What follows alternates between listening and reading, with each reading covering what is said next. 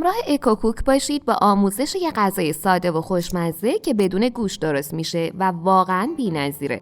1 کیلو بادمجان رو پوست بگیرین و از وسط نصف کنید و داخل آب نمک بذارید تا 10 دقیقه بمونه. داخل تابه مقداری روغن بریزید و یه پیاز که نگینی شده رو تفت بدید تا طلایی بشه. بعد از آب نمک خارج کنید و با دستمال خشک کنید و داخل روغن سرخ کنید.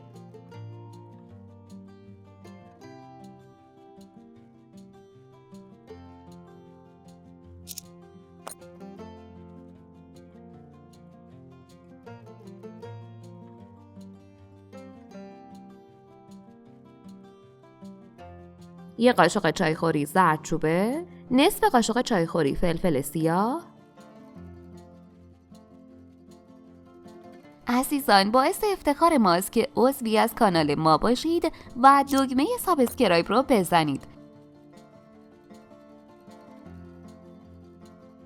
2 عدد گوجه رو خرد کنید و روی پیازها بریزید و کمی تفتش بدید.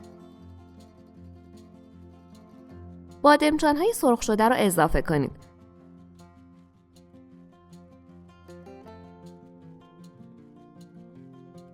در تابه رو ببندید تا بادمجان با آب گوجه پخته و نرم بشه.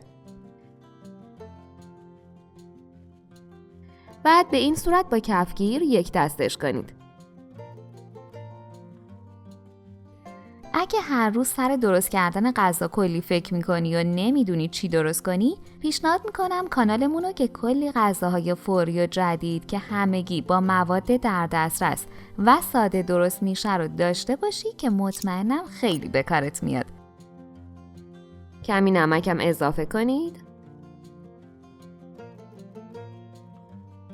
هر چند دقیقه بادمجان‌ها رو هم بزنید تا با گوجه ها میکس بشن.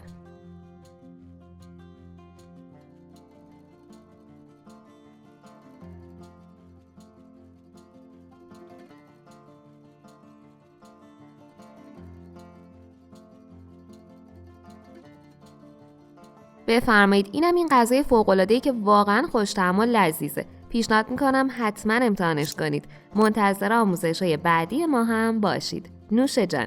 اگه این آموزش رو دوست داشتید حتما ویدیوهای دیگمون رو هم که توی کانالمون هست ببینید. مطمئنم خوشتون میاد. لطفاً برای حمایت از ما لایک و سابسکرایب رو فراموش نکنید.